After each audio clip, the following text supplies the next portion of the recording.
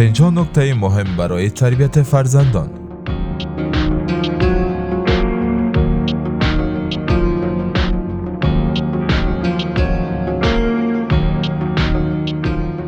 شماره 31: هر شب وقت شام حلقه سپاسگزاری را در خانواده تشکیل دهید. همه حاضرین سر میز غذا به نوبت درباره آدم‌های مختلفی که آن روزها با آنها بخشنده و مهربان بودند حرف بزنند. ممکن است کلیشه‌ای به نظر برسد، اما به همه شما برای داشتن احساس خوب کمک خواهد کرد.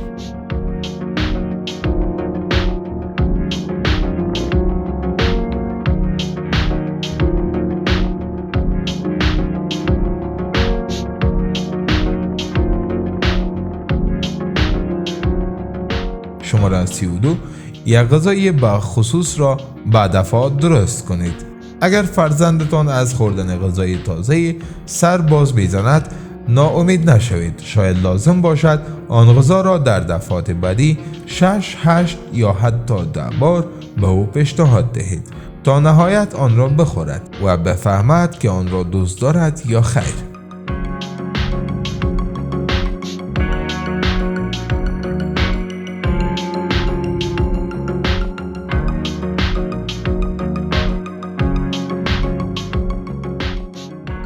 از جنگ بر سر غذا اجتناب کنید.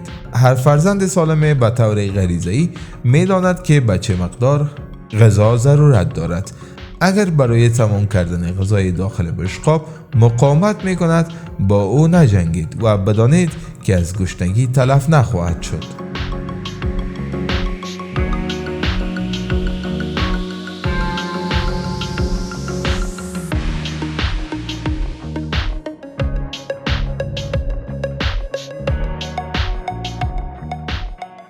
شماره 34: حداقل یک وعده غذایی را خانوادگی میل کنید.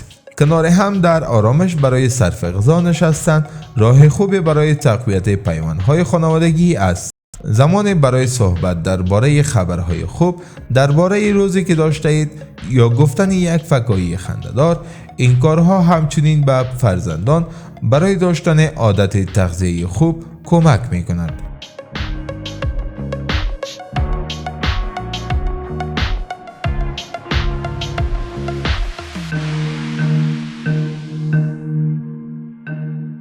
شماره 35: بگذارید فرزندتان غذا را انتخاب کند. یک بار در هفته به فرزندتان اجازه دهید غذایی که دلش می‌خواهد را انتخاب کند و همان را برایش بپزید.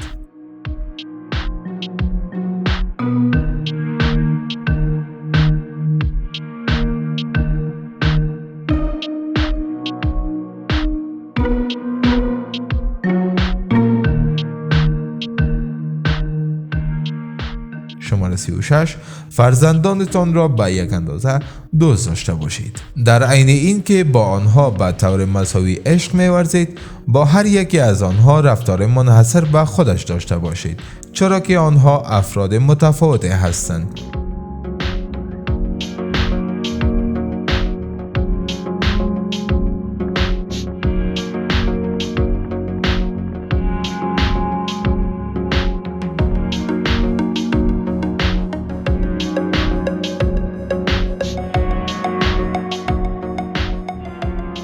شماره 37: هر زمان که دلتان خواست به آنها بگویید دوستشان دارید، حتی اگر تعداد دفعات ابراز علاقه شما به 743 بار در روز برسد. به یاد داشته باشید که با کاربرد زیاد این کلمات محبت آمیز و در آغوش گرفتن و بوسیدن آنها، فرزندتان ناکاره نخواهد آمد. این کار امکان ندارد.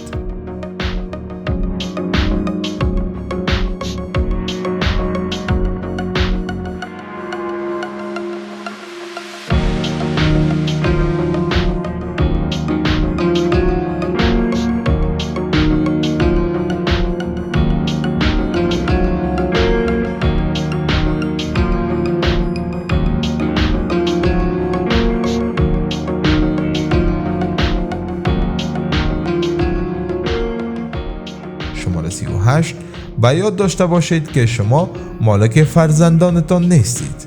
فرزندتان تنها برای زمان مشخص به شما سپرده شدند. در این سالها تمامی تلاش خود را انجام دهید تا به آدمهای خوب تبدیل شوند، چون بعد از آن کار از دست شما ساخته نخواهد بود.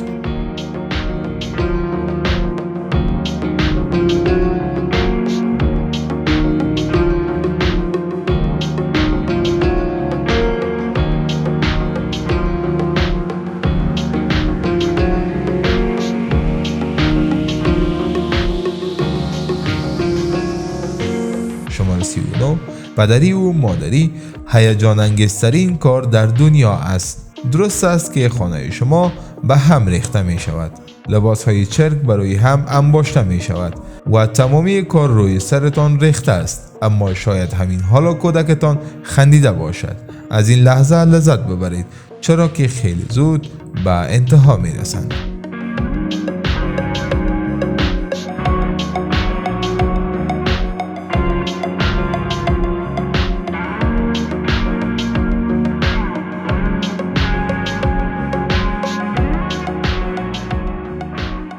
شماره 40.